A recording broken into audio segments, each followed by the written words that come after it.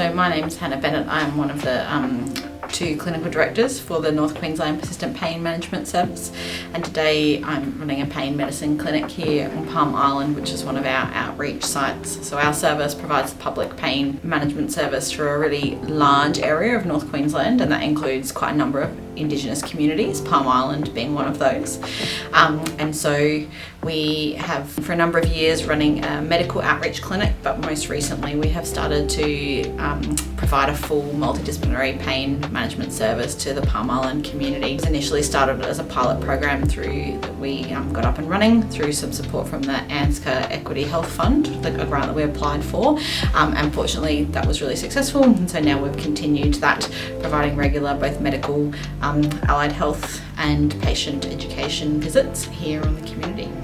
Being a local myself, having to get sent to Townsville for an appointment, some people don't have education, and it's hard for them to find, go into a big hospital, find where they need to go.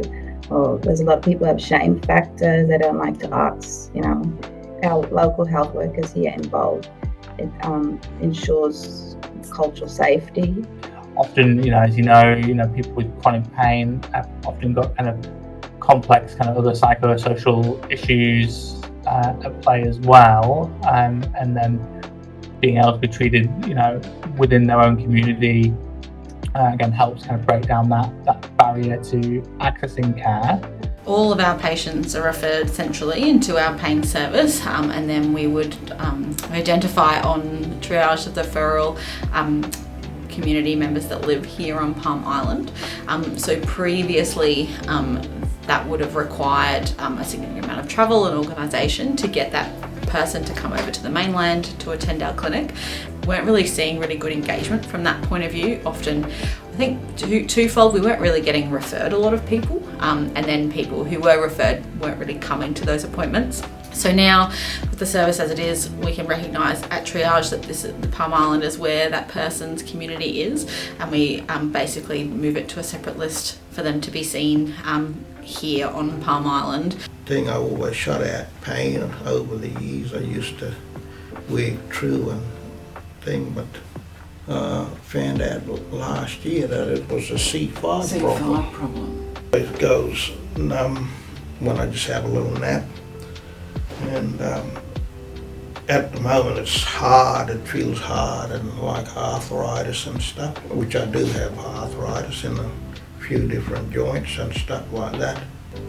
Pain management gave us some other solutions to things, and then I think last year, pretty much late last year, we had some cortisone.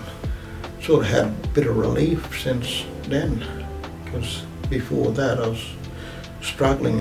Our usual first point of contact with the service will be an appointment with a pain specialist to do a biopsychosocial assessment, come up with a bit of an idea about what is contributing to their pain experience, and have a bit of a chat with them about their expectations, what they understand is going on, and provide a little bit of brief education. And then usually we will then sort of have a bit of a chat to them about if they're keen and willing to learn and understand a little bit more about their pain, and be involved with some of our allied health and our multidisciplinary side of our clinic. And being able to provide that locally on Palm Island is really what is new and what we've been able to do through the pilot program and through the grant. When a patient comes in, makes an appointment or come in and walk in, one of our health workers will go out and get the patient first, do a general set of bobs, and just do a little yarn, talk, because they probably explain it in our way that then we can write it in the notes so the doctor can understand. With people just feeling acknowledged that their pain is a real problem that needs to be sorted, and that they're not a problem that needs to be dealt with.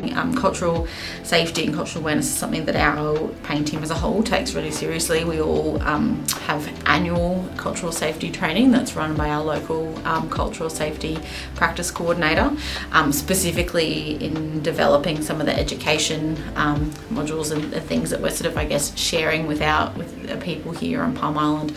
We sat down with one of our cultural practice coordinators and had a bit of a chat about what education we usually do as part of our service and how we might change the language that makes that more sort of appropriate.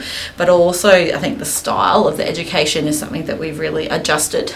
We give a little bit of ourselves as well in terms of helping them to understand who we are and where we have come from and who they are and what their background is, and sort of really work on developing that kind of rapport and relationship before we then move into that discussion a bit around their pain and what they understand about their pain, and giving them an opportunity to share a bit what we know about what's really good for pain management.